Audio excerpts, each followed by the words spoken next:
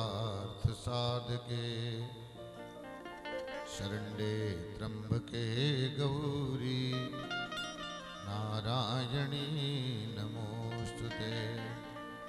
नमः शंभवाय च मयो भवाय च नमः शंकराय च महेश्वराय च नमः शिवाय च शिवतराय च नारायणो नमस्कृत्यो नरं चैव नरोत्तमं देवीं सरस्वतीं व्यासं ततो जयमुदीरये। मंगलम भगवान विष्णु ये मंगलम गरुड़ध्वजा मंगलम पुंडरीकाक्षाय मंगलाय तनो हरि। हरे राम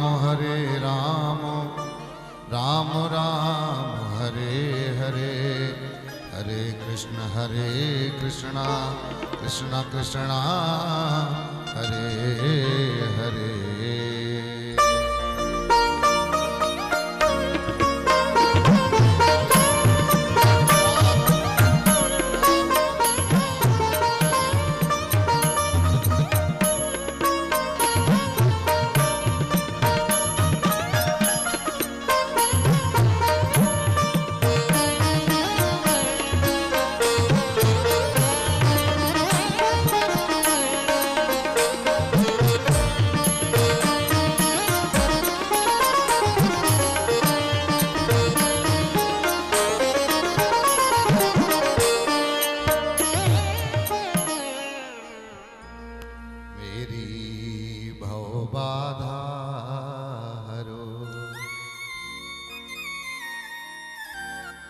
श्री राधा नागर सोय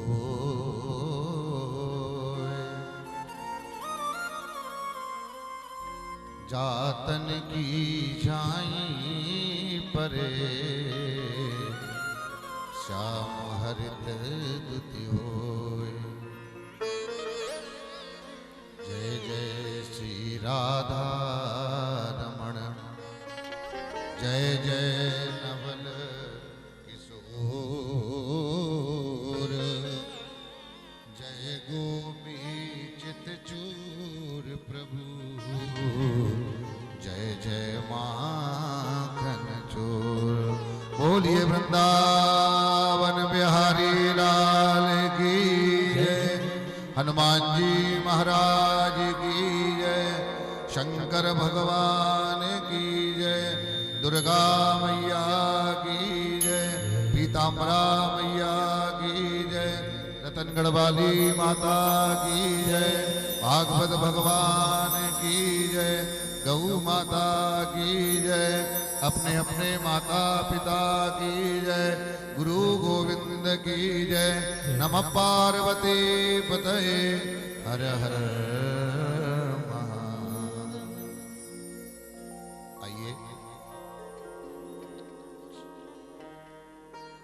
आइए बड़े प्रेम और श्रद्धा के साथ आपके नगर में इस सिद्ध स्थान पर बगिया वाले हनुमान जी महाराज को मेरा कोटि कोटि प्रणाम। बड़ी सुंदर स्थान है, बहुत सुंदर मूर्ति है बप्पा की। सुंदर भोलेनाथ विराजमान है यहाँ पर। हमारे भागवत भगवान मेरे लड्डू गोपाल जी इस कथा के मुख्य यजमान गुर्जर परिवार के आदरणीय श्री कदम सिंह गुर्जर जी, श्रीमती रामबाई जी, उनका परिवार कथा पंडाल में बैठे गांव-गांव से संत जन, ज्ञानी जन, विद्वान, योगी, तपस्वी, समाज के भले घरों के लोग और हमारी माँ भगवती के रूप में बहन और बेटियां पधारी हैं। सभी को हमारा व्यास गड्डी से जय जय राधे राधे, जय जय सीताराम, ओम नमः शिवाय, हर हर महादेव। आइए कथा का दूसरा दिन है। भगवान का नाम लेते हुए फिर भागवत कथा का शुभारंभ करेंगे। जय राधे राधे राधे, जय गिरधर गोपाला, जय राधे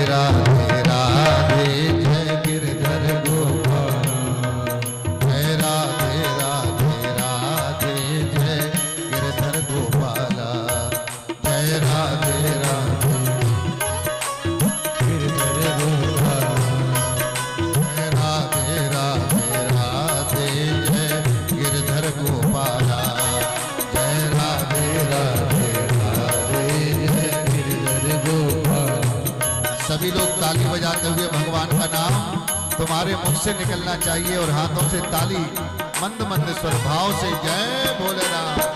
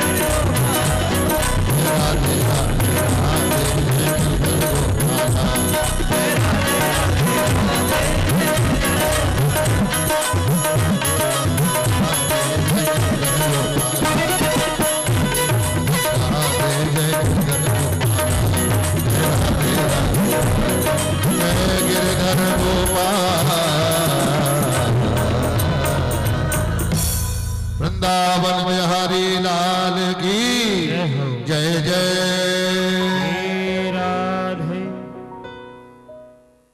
प्यारे भाइयों और बहनों, कितना सुंदर समाज यहाँ पर इकट्ठा है। व्यास गद्दी से मैं आप सबको बहुत अभिनंदन और वंदन के साथ प्रणाम करता हूँ। कथा तो आप लोग सुनते ही रहते हो, कथाओं की कोई कमी नहीं है। जीवन में न जाने कितनी कथाएं आपने सुनी होंगी और सुनते रहो। कल की कथा में आपने इस स्थान पर भक्ति माता जिनके दोनों बेटे वृंदावन में आकर के बूढ़े हो गए और उन भक्ति माता ने नारद जी से प्रार्थना की कि मेरे दोनों बेटे जवान हो जाएं। हर माँ बाप चाहते हैं कि मेरे बच्चे स्वस्थ रहें, खुश रहें, मुस्कुराते रहें, हर माँ बाप चाहता है। और भक्ति माता की ये मनोकामना पूरी हुई। भागवत की कथा चालू नहीं हुई अभी, भागवत की कथा के पहले वेद व्यास ने भागवत में 6 अध्याय में भागवत का महात्म्य लिखा है। उस महात्म्य की कथा को सुनकर के भक्ति माता के दोनों बेटे स्वस्थ हो गए। भक्ति सुतौ तौ तरुणो गृहीत्वा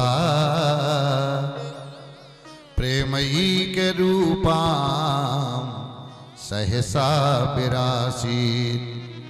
श्री कृष्ण गोविंद हरे मुरारे नाथेति नामा निमुहुर बदंती। बोलिए भागवत भगवान की। सुनो, इस कथा के बाद एक भागवत में बहुत सुंदर कथा आती है। एक बात कहूं, भागवत की कथा भाग्य से मिलती है। ये किस्मत में लिखा के जो लाता है उसका कथा में आने का मन बनेगा। कई लोग 7 दिन की कथा सुनते हैं और ऐसे भी लोग रहते हैं कि मोहल्ले में कथा हो गई, भी एक दिन कथा सुन भी नहीं जा पाए। महाराज, किसी का दोष नहीं है, नहीं नहीं, ये तो साहब अच्छे कर्म, अच्छा काम हम किस्मत में लिखा के लाते हैं।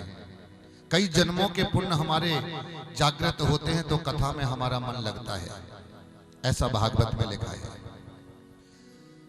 सौनकादि ऋषियों ने गुरुजी के चरणों में प्रणाम करते हुए पूछा, महाराज सुना है भागवत के सुनने से पाप कट जाते हैं, जो हम लोगों से जाने अनजाने पाप हो जाते हैं वो पाप हमारे जल के राख हो जाते हैं। बोले हाँ। तो बोले गुरुजी एक बात तो बता दो। क्या? बोले भागवत की कथा के सुनने से कौन कौन से पाप कट जाते हैं? बोले सुनिए, ये मानवा पाप कृतस्तु सर्वदा। जिस आदमी ने जिंदगी में केवल गलत का रास्ते पर ही कदम रखा, ये मानवा पाप कृतस्तु सर्वदा, और सदा दुराचार गिरता विमार्गगा।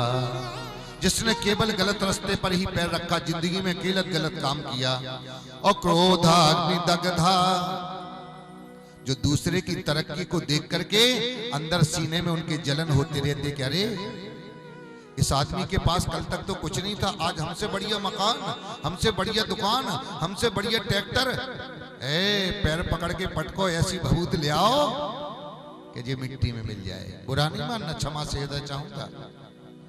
क्रोधाग्नि दग्धा, जो व्यक्ति दूसरे की तरक्की को देख करके जलता रहता है, दूसरे को ऊंचा उठता देखता है तो उसको जलन होने लगती है कि देखो ये कहीं कुछ नहीं था, कल तक तो हमारे दरवाजे रोटी मांगता था, आज तो देखो गाड़ियों से, हमसे बढ़िया मकान, हमसे बढ़िया दुकान, हमसे बढ़िया गाड़ी, हमसे बढ़िया बंगला।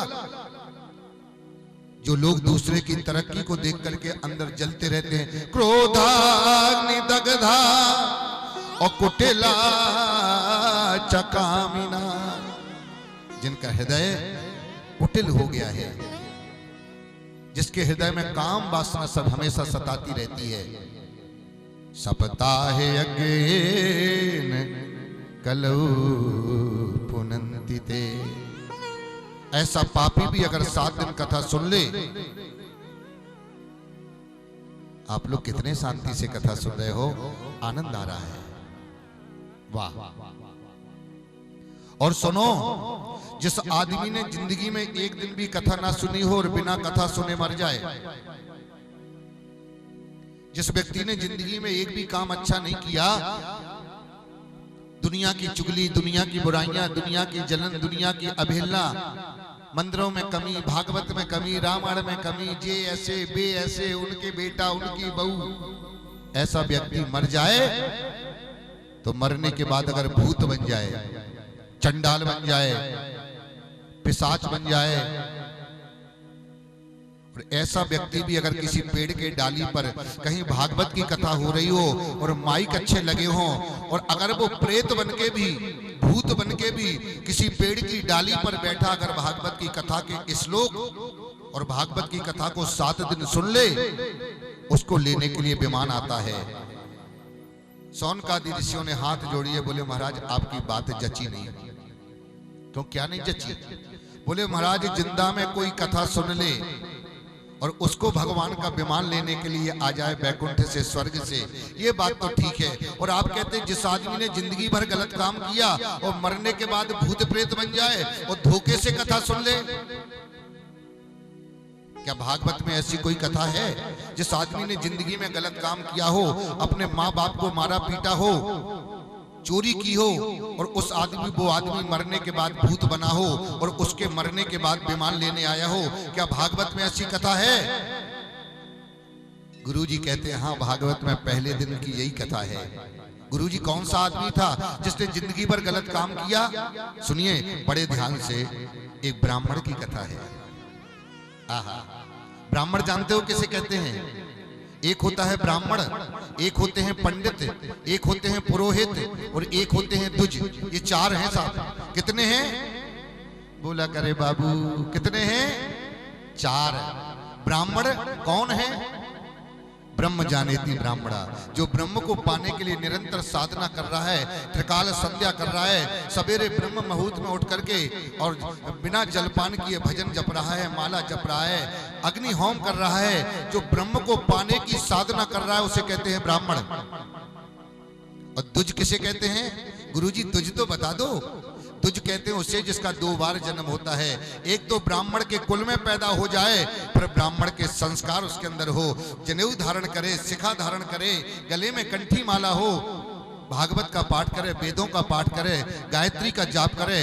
जो 2 बार जन्म लेता है ब्राह्मण के कुल में और जो संस्कारों से भी जन्म, उसे द्विज कहते हैं। तो पुरोहित किसे कहते हैं गुरुजी? पुरोहित वो होता है जो अपने जजमान का अच्छा और बुरा कर्म दौड़ दौड़ के कराता है। अगर उनके घर में बेटा हो जाए तो जन्म पत्री भी देखता है, और अगर उसके घर में कोई मौत हो जाए तो उसकी अंत्येष्टि क्रिया, उसके फूल चुनवाना, उसकी त्रयोदशी करना, उसका पिंडदान करना, उसका तर्पण करना, गया में श्राद्ध कराना, उसे पुरोहित कहते हैं।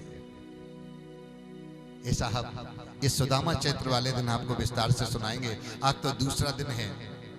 ऐसे तुंगभद्रा नाम की नदी थी और उस नदी के किनारे एक छोटा सा गांव था। पंडित जी बहुत अच्छे थे, पूजा पाठ करने वाले, हवन करने वाले, दान देने वाले, सबसे प्रेम करने वाले। लेकिन पंडित जी की जो पंडितानी थी, ए साहब, ये जरूरी नहीं है कि पति अगर अच्छे स्वभाव का हो तो पत्नी भी अच्छे स्वभाव की हो, और ये भी जरूरी नहीं है कि पत्नी बहुत अच्छी हो। कभी कभी पत्नी बहुत अच्छी होती है। चलो कथा सुन लो, चलो दान कर लो, चलो प्रयागराज गंगा नहा लो, चलो ते यज्ञ हो रो, चलो भंडारे। ये कहते हैं फालतू के चक्कर में ना पड़ते, चुपचाप बैठ जाए। कभी पत्नी बहुत धार्मिक होती है, उसको दान करने में, पुण्य करने में, पूजा करने में, हवन करने में आनंद आता है, और पति नास्तिक होता है, उसे ताश खेलने में, जुआ खेलने में, सट्टा खेलने में, चुगली, उसे अपना स्वभाव है उसका। और कभी पति बहुत अच्छा होता है और पत्नी बहुत दुष्ट स्वभाव की होती है। और अगर जोड़ा मिल जाए, क्या मिल जाए? दोनों एक ही स्वभाव के मिल जाएं तो धरती पर स्वर्ग। जिस घर में बेटा आज्ञाकारी हो और पत्नी आज्ञाकारी हो, शरीर में कोई रोग ना हो और सिर पर कोई कर्जा ना हो और मन में सुकून हो, जो ठाकुर जी ने दिया है, उस व्यक्ति के लिए स्वर्ग इसी धरती पर है। स्वर्ग उसे जाना नहीं पड़ेगा। हाँ साहब, जिसके घर में कोई बीमारी ना हो, कोई मुकद्दमा ना हो, जिसको दूसरे की तरक्की से जलन ना हो, जिसका बेटा आज्ञाकारी हो, जिसकी पत्नी पतिव्रता हो, आहा साहब, उस व्यक्ति के लिए बैकुंठ यहीं पर है। हाँ जी जी। पंडित जी तो बहुत अच्छे थे आत्मदेव, लेकिन पंडित जी की पत्नी का नाम था धुंधली बाई, और धुंधली बाई में पंडित जी में जितनी अच्छाइयां थी, धुंधली बाई में उतनी बुराइयां थी। गुरुजी जरा बुराइयां तो बता दो, पंडित जी की पंडितानी में बुराइयां क्या थी? बोले रोग वारदा रदा क्रूरा, भागवत का श्लोक, वेद व्यास ने लिखा है। पंडित जी की पंडितानी का स्वभाव, लोक वारदा रदा क्रूरा,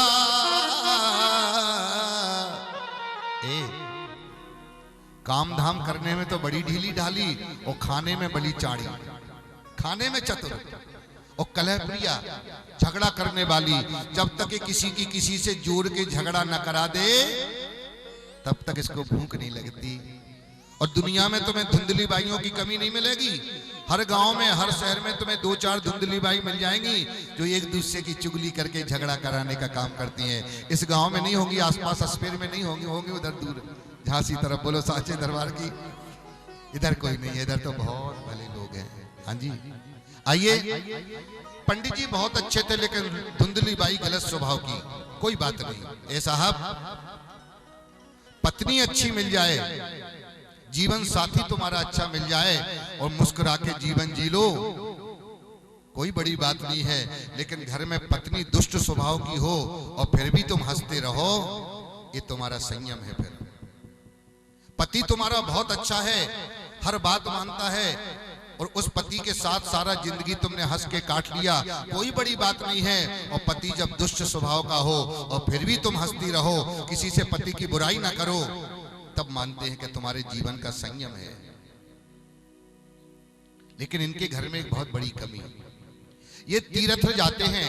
आत्मदेव ब्राह्मण जब चित्रकूट जाते हैं, हरिद्वार जाते हैं, बनारस जाते हैं, इलाहाबाद जाते हैं, तो छोटी छोटी भगवान की लड्डू गोपाल की मूर्ति ले आते हैं। वो मूर्ति उनके घर में 1-2 महीने से ज्यादा टिकती नहीं है। कभी हाथों से स्नान कराते में छूट जाती है, तो कभी हाथ का ढांट टूट जाता है, कभी पैर टूट जाता है।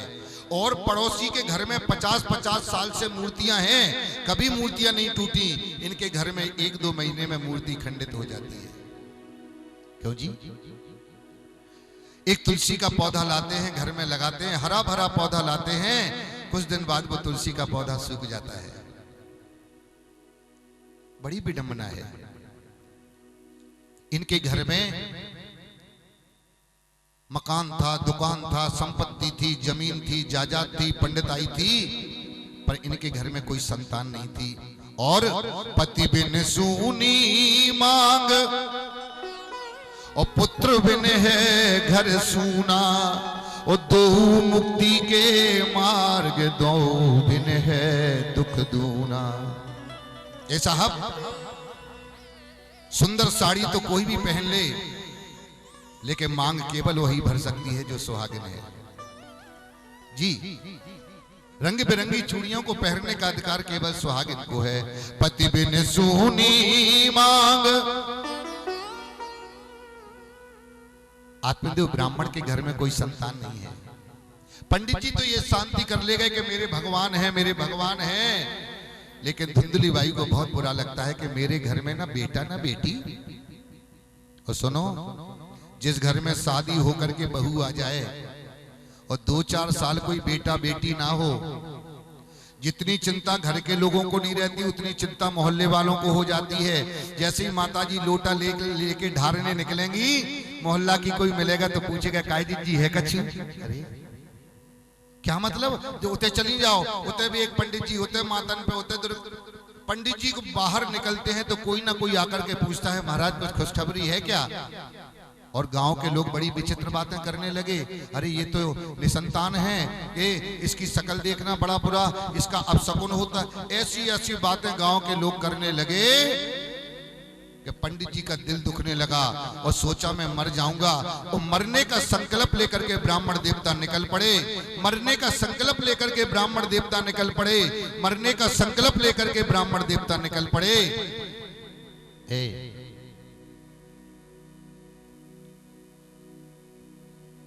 मन में ब्राह्मण ने सोचा ऐसी जिंदगी से मर जाना अच्छा, ऐसी जिंदगी से मर जाना अच्छा। और सोचा चलो जंगल में चलते हैं, जंगल में एक तालाब है, उस तालाब में